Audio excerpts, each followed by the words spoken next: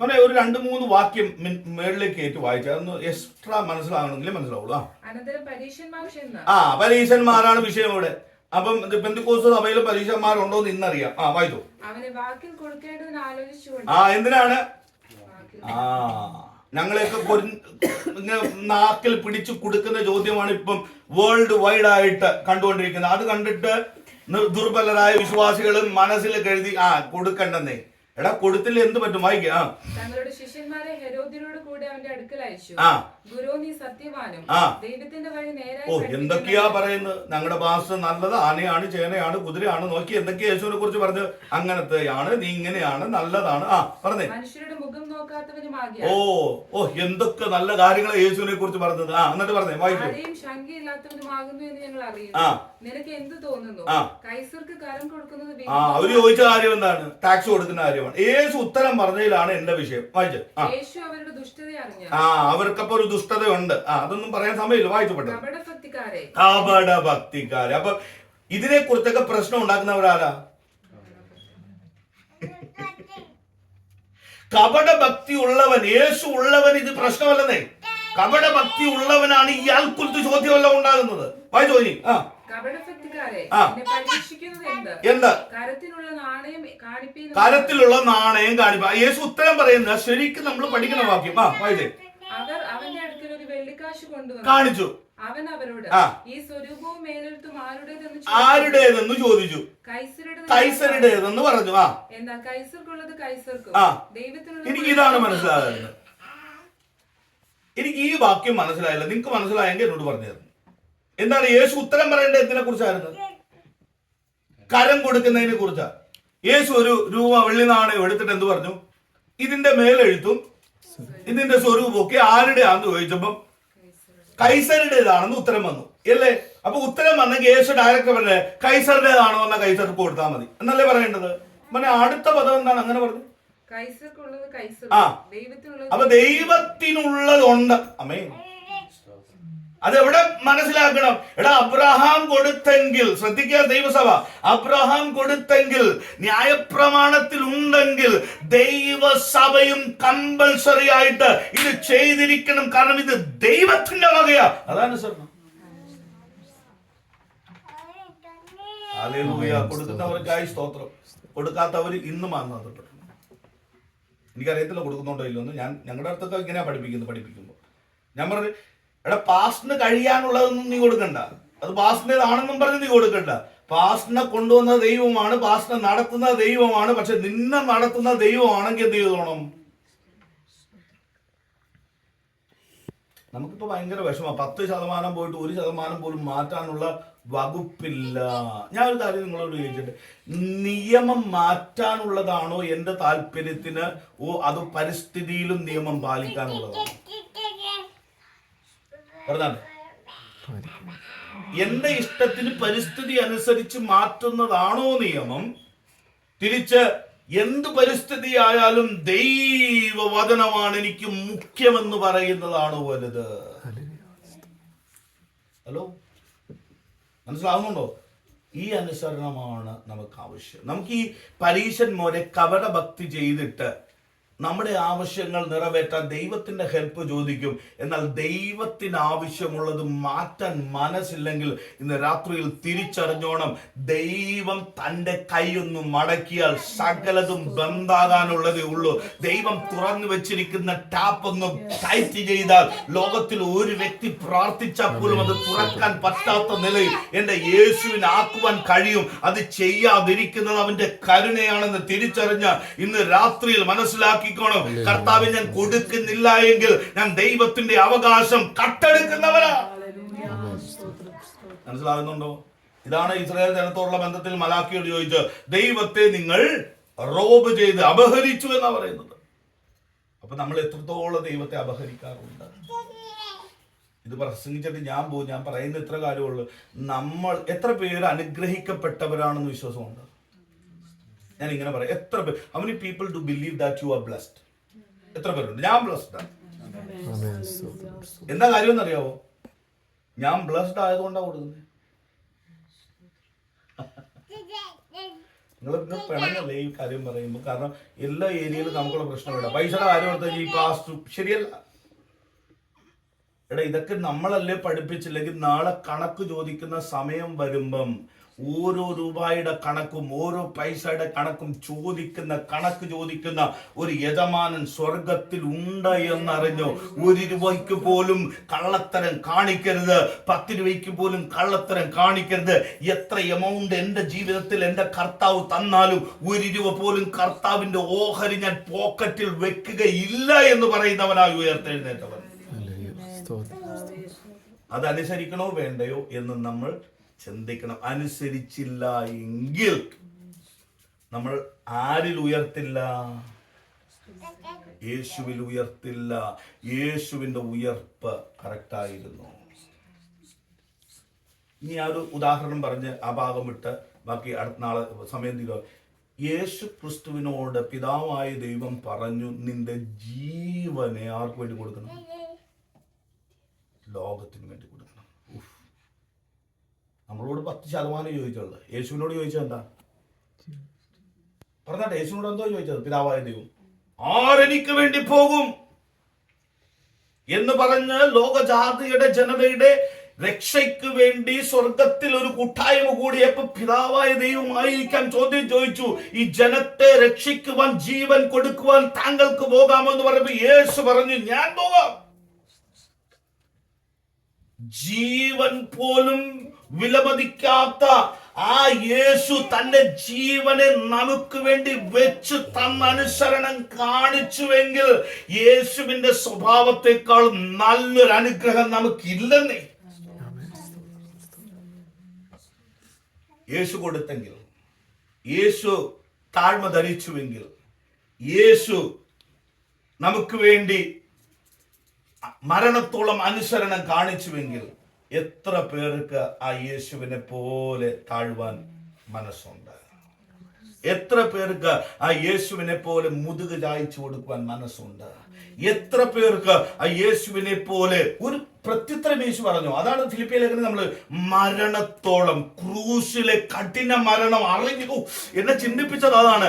യേശുവിനെ നന്നായി അറിയാമായിരുന്നു. ഞാൻ സാധാ മരണമല്ല, ക്രൂശിൽ തൂങ്ങിക്കിടക്കുന്ന, അസ്ഥികൾ വിച്ഛേദിക്കപ്പെടുന്ന, രോമകൂപങ്ങളിൽ പോലും സ്വസ്ഥതയില്ലാത്ത, പൂർണ്ണ ബോഡിയിൽ വലിയ വേദന ഉള്ള, പെയിനുള്ള ഒരു നാശയോഗ്യമായ ഒരു മരണമാണ് എനിക്ക് ലഭിക്കുന്നത് എന്ന് അറിഞ്ഞിട്ടും യേശു പിതാവിനെ അനുസരിച്ചുവെങ്കിൽ ദൈവസഭ വിളിച്ചു പറയണം, ഞാൻ ഉയർത്തെഴുന്നേറ്റത് കൊണ്ട് എന്റെ പരിസ്ഥിതിക്കപ്പുറമായി യേശുവിന്റെ വചനം ഞാൻ അനുസരിക്കും എന്ന് പറയുന്നവനാണ് യേശുവിന്റെ സ്വഭാവക്കാരനെന്ന് ഞാൻ വിശ്വസിക്കുന്നു.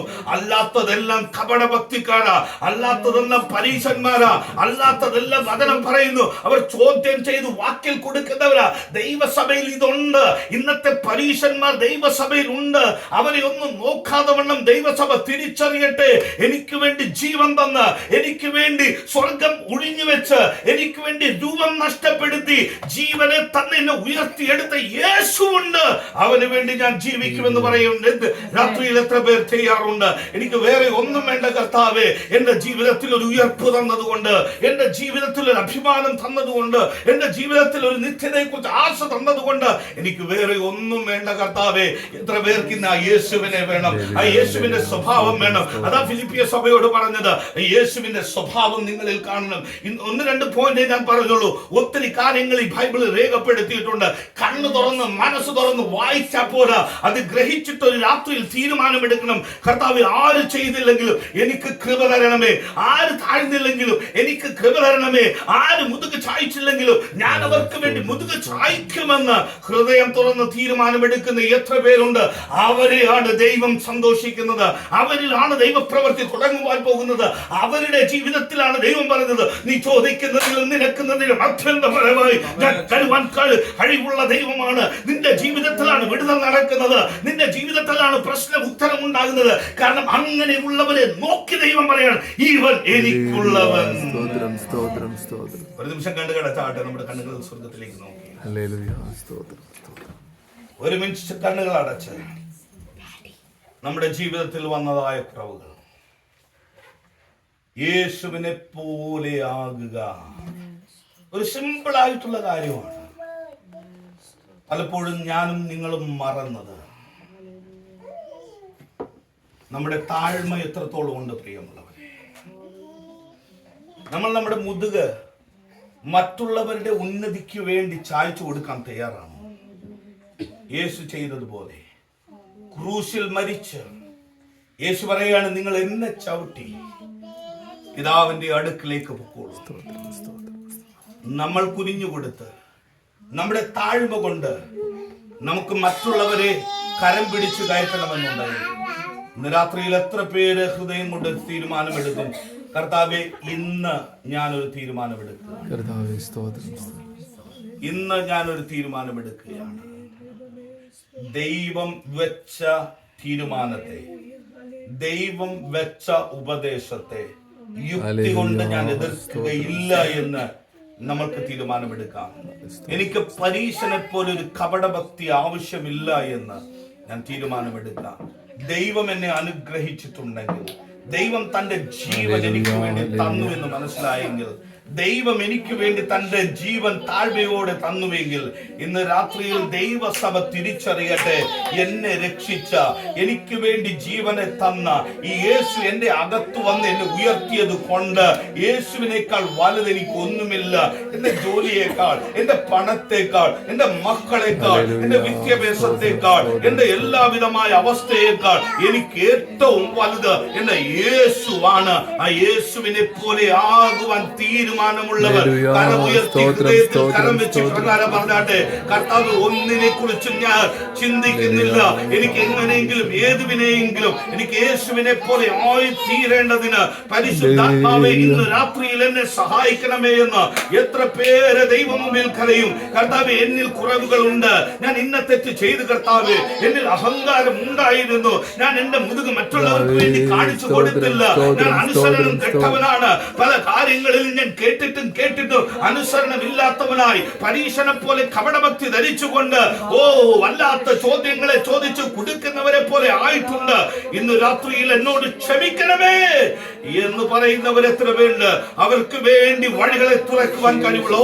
ഇന്ന് രാത്രിയിൽ ദൈവത്തിന്റെ ആത്മാവ് വിളിച്ചു പറയുന്നു, ഇങ്ങനെയുള്ളവർക്ക് വേണ്ടി പുതുവഴി തുറക്കുന്ന, ഇതുവരെയും നിങ്ങൾ കണ്ടിട്ടില്ലാത്ത ഒരു മാർഗം, ഇതുവരെയും നിങ്ങൾ സഞ്ചരിച്ചിട്ടില്ലാത്ത വഴി, ദൈവത്തിന്റെ ആത്മാവ് തുറക്കുവാൻ പോകുന്ന വഴി ഇന്ന് രാത്രിയിൽ ആവശ്യമുണ്ടെങ്കിൽ ദൈവം മുമ്പിൽ സമർപ്പിച്ചിട്ട് പറ, കർത്താവേ എനിക്ക് വേണ്ടി ദൈവം വഴി തുറക്കുന്നുണ്ടെങ്കിൽ, എനിക്ക് വേണ്ടി ദൈവം കാര്യങ്ങൾ ചെയ്യുവാൻ സന്നദ്ധനാണ് എന്ന് ഞാൻ മനസ്സിലാക്കിയത് കൊണ്ട് ഇന്ന് രാത്രിയിൽ ഞാൻ എന്റെ ജീവിതത്തെ സമർപ്പിക്കുന്നു എന്ന് പറയുവാൻ,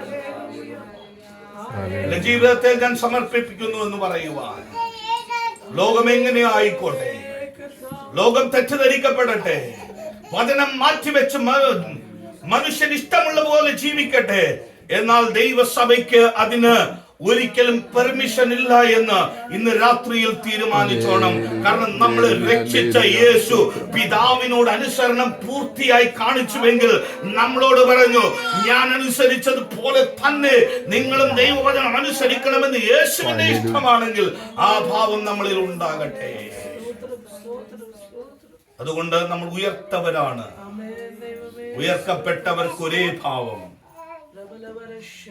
the same attitude like Jesus.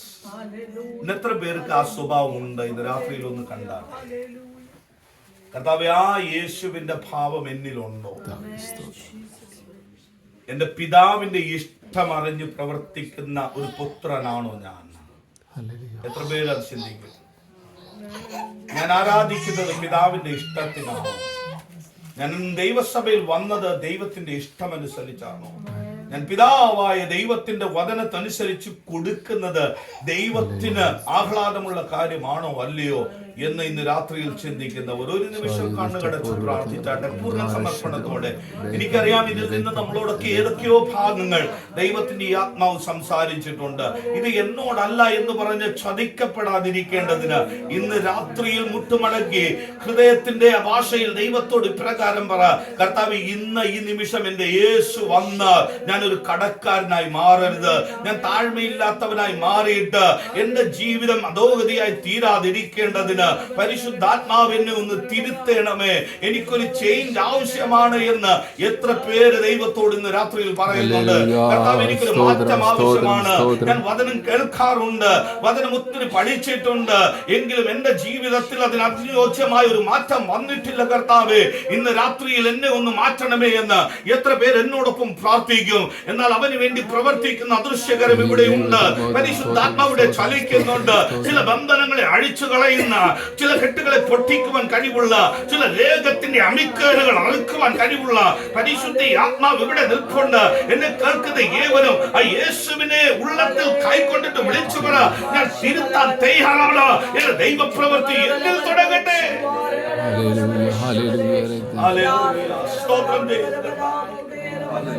ദൈവത്തിന് സ്തോത്രം. ദൈവമേ, ഞങ്ങൾ അങ്ങേ വാഴ്ത്തുകയാണ്. മഹാസ്നേഹത്തിനായി ക്രൂശിലെ മരണത്തോടെ അനുസരണമുള്ളവനായിട്ട് തീർന്നു. ക്രിസ്തുവേശുവിനുള്ള ഭാവം തന്നെ നിങ്ങളിലും ഉണ്ടായിരിക്കട്ടെ. ഹല്ലേലൂയ. ഇത് കേട്ട ദൈവവചനത്തിന്റെ മുമ്പാകെ നമ്മുടെ കണ്ണുകളെ അടയ്ക്കാം. ഇന്ന് നമ്മുടെ ഹൃദയത്തിനകത്ത് പാകിയ വിത്ത് അത് 30, 60, 100 മേനിയുമായി ഫലം കായ്ക്കത്തക്ക നിലയിൽ നമ്മുടെ ജീവിതത്തിൽ ഒരു ഫലം ഉളവാകുവാൻ തക്കവണ്ണം ദൈവമിടയാകും. ഹല്ലേലൂയ. മരണത്താൽ മറയാത്ത മഹൽ സ്നേഹപ്രഭയാ പ്രിയ ബന്ധമാണിതു യുഗകാലം വരെ. മരണത്താൽ മറയാത്ത മഹൽ സ്നേഹപ്രഭയാ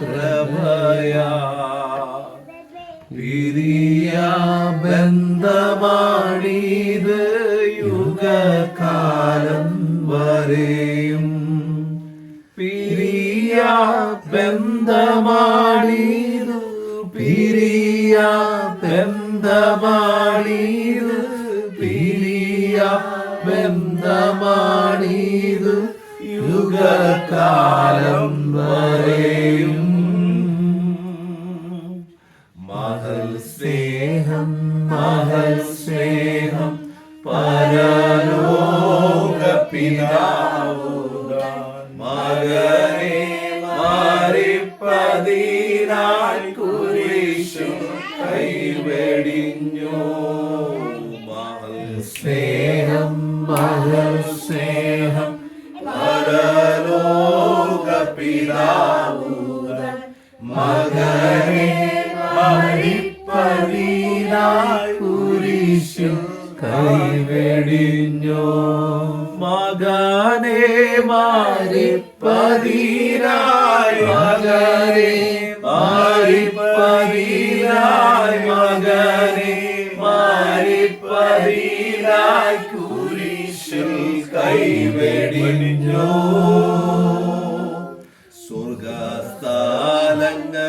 സ്വർഗസ്ഥലങ്ങളിലുള്ള അനുഗ്രഹം നമുക്കാ സകലവും നൽകിടുവാൻ പിതാവിനു ഹിതമായി. സ്വർഗസ്ഥലങ്ങളിലുള്ള അനുഗ്രഹം നമുക്കാ സകലവും നൽകിടുവാൻ പിതാവിനു ഹിതമായി.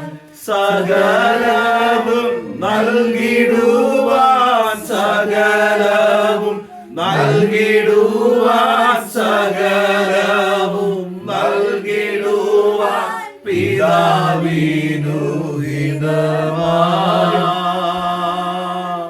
മഹൽ സ്നേഹം, മഹൽ സ്നേഹം പരലോക പിതാവുതാൻ മകനെ മാറിപ്പതിനായി കുരിശിൽ കൈവെടിഞ്ഞു.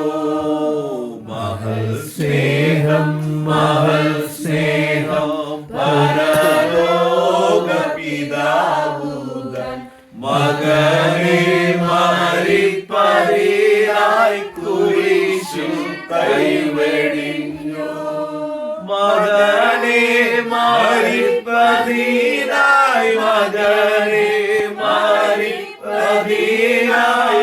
മകനെ മരിപ്പതിനായി കുരിശിൽ കൈവെടിഞ്ഞു.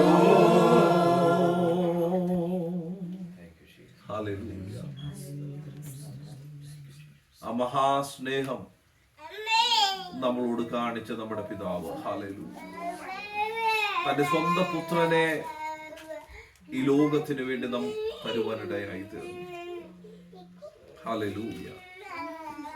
ആ സ്നേഹത്താൽ നമ്മളെ വീണ്ടെടുത്ത ആ കർത്താവായ യേശു ക്രിസ്തുവിന്റെ മുമ്പാകെ നമ്മളെ തന്നെ സമർപ്പിക്കുക. ഇത് കേട്ട ദൈവത്തിന്റെ വചനത്തിന് മുമ്പാകെ നമ്മളെ തന്നെ സമർപ്പിക്കുക. ഇന്ന് വചനം സംസാരിച്ച കർത്താവിന്റെ ദാസനെ ദൈവകരങ്ങളിലേക്ക് ഏൽപ്പിച്ച് നമുക്ക് പ്രാർത്ഥിക്കാം. നാളെയിലും വിശുദ്ധ ആരാധനയിൽ വചനം സംസാരിക്കുമ്പോൾ വലിയ ദൈവത്തിന്റെ സാന്നിധ്യം അതിനകത്ത് വെളിപ്പെടുവാൻ, ഹല്ലേലൂയ, നമ്മുടെ ജീവിതത്തിൽ വലിയൊരു വ്യത്യാസം വചനം കേട്ടിട്ട് നമ്മുടേതായ ജീവിതത്തിൽ ഓരോ ദിവസവും ഉണ്ടാകുവാൻ തക്കവണ്ണം ദൈവത്തിന്റെ പരിശുദ്ധ ആത്മാവ് നമ്മളെ ഇടയാക്കേണ്ടതിന്. അതുമാത്രമല്ല, ഇന്ന് നമ്മൾ കേട്ട വചനം, ഹല്ലേലൂയ, ക്രിസ്തുവേശുവിലുള്ള ഭാവം തന്നെ നിങ്ങളിലും ഉണ്ടായിരിക്കട്ടെ എന്നുള്ള വാക്യത്തോടുള്ള ബന്ധത്തിൽ കർത്താവിനുദാസനിലൂടെ കേട്ട നല്ല ആലോചന നമ്മുടെ ജീവിതത്തിനകത്ത് നമ്മൾ ഏതെങ്കിലും ഭാഗങ്ങളിൽ നമ്മൾക്ക് പാലിക്കുവാൻ കഴിയാത്ത അത് ഇന്ന് നമ്മൾ അതിനകത്ത് ദൈവസന്നിധിയിൽ നമ്മളെ തന്നെ ഒരുക്കി ആ വചനപ്രകാരം നമുക്ക് ജീവിക്കുവാൻ തക്കവണ്ണം ദൈവത്തിന്റെ പരിശുദ്ധാത്മാവ് നമ്മളെ സഹായിക്കുമാറാകട്ടെ. ഹല്ലേലൂയ. വചനമനുസരിച്ച് ജീവിക്കുക എന്നുള്ളതാണ് നമ്മുടേതായ ജീവിതത്തിലെ ഏറ്റവും വലിയ ഉത്തരവാദിത്വം എന്ന് പറയുന്നത്, പ്രിയരെ. അങ്ങനെയെങ്കിൽ ഇന്ന് കേട്ട ദൈവത്തിന്റെ വചനത്തിന് മുമ്പാകെ നമ്മളെ തന്നെ നമുക്ക് സമർപ്പിക്കാം, നമുക്ക് പ്രാർത്ഥിക്കാം.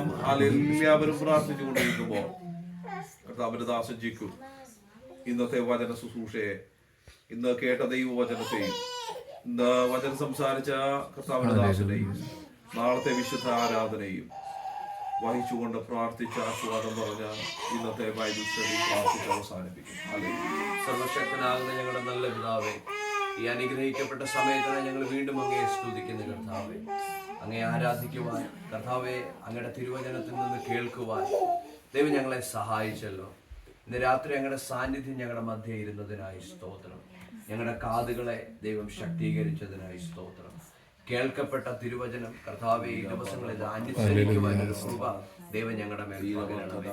അപ്പാ, അങ്ങയിൽ വ്യാപരിച്ച അതേ താഴ്മ കർത്താവെ ഞങ്ങളിൽ വെളിപ്പെട്ടു വരേണ്ടതിന്, അതേ അനുസരണം ഞങ്ങളുടെ ജീവിതത്തിൽ കാഴ്ചവെക്കുവാൻ ഞങ്ങൾക്ക് കൃപ വേണം കർത്താവെ.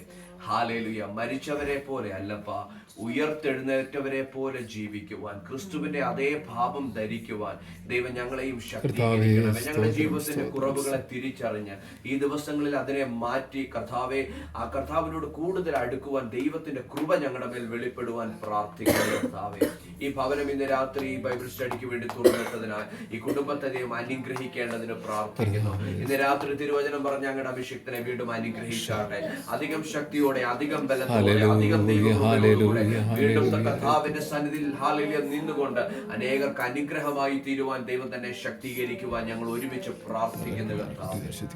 അപ്പാ, ഞങ്ങളുടെ നാളത്തെ ആരാധനയെ ദൈവകരങ്ങളിലേക്ക് സമർപ്പിക്കുന്നു. കർത്താവിന്റെ സാന്നിധ്യം ഞങ്ങളോട് കൂടെ ഉണ്ട്, അത് ഞങ്ങൾക്ക് അറിയാം കർത്താവ്. ഹല്ലേലൂയ. അങ്ങയുടെ ജനത്തിന്റെ മേൽ വ്യാപരിക്കണമേ. പരിശുദ്ധാത്മാവിന്റെ കൺട്രോളിൽ സകലതും നടത്തപ്പെടേണ്ടത് ഞങ്ങൾ പ്രാർത്ഥിക്കുന്നു കർത്താവെ. മാനുഷികമായതൊന്നുമല്ല, പരിശുദ്ധാത്മാവിന്റെ നിറവിൽ കർത്താവെ നടത്തപ്പെടേണ്ടതിന് ദൈവം ഞങ്ങളെ സഹായിക്കണമേ. കടന്നു വരുന്നവർ അനുഗ്രഹിക്കപ്പെടേണ്ടതിന്, ഹൃദയത്തിന് സമാധാനവും ശരീരത്തിന് ആരോഗ്യവും ദൈവകൃപയും ഞങ്ങൾ പ്രാപിക്കേണ്ടതിന് ഞങ്ങൾ ഒരുമിച്ച് പ്രാർത്ഥിക്കുന്നു കർത്താവ്. ഇന്ന് രാത്രി ഞങ്ങളുടെ മടക്ക യാത്രകളിലും ദൈവകൃപ ഞങ്ങളോട് കൂടെ ഇരുന്ന് ഞങ്ങളെ സഹായിക്കണം. പ്രാർത്ഥന കേട്ടതിനായി സ്തോത്രം പിതാവേ, യേശു ക്രിസ്തുവിന്റെ നാമത്തിൽ തന്നെ ആമേൻ. പിതാവായ ദൈവത്തിന്റെ സ്നേഹവും പുത്രനാകുന്ന യേശു ക്രിസ്തുവിന്റെ കൃപയും പരിശുദ്ധാത്മാവിന്റെ സംബന്ധവും സഹവാസവും ഞങ്ങൾ കേട്ട തിരുവചനത്തിന്റെ മേൽ, അത് പ്രസംഗിച്ച അങ്ങയുടെ ദാസന്റെ മേൽ, ഇന്ന് രാത്രി ഇവിടെ ആയിരിക്കുന്ന ഞങ്ങൾ ഓരോരുത്തരുടെ മേലും ഇന്നും എന്നേക്കും ഉണ്ടായിരിക്കുമാറാകട്ടെ. നമുക്ക് ചെയ്യുന്ന കർത്താവിനെ കരങ്ങളെ ഉയർത്തി സ്തോത്രം ചെയ്യാം. ഹല്ലേലൂയ, ഹല്ലേലൂയ, വേഗം കാണുന്നത് വരെയും ദൈവം നമ്മളെ ബലപ്പെടുത്തും. Papa,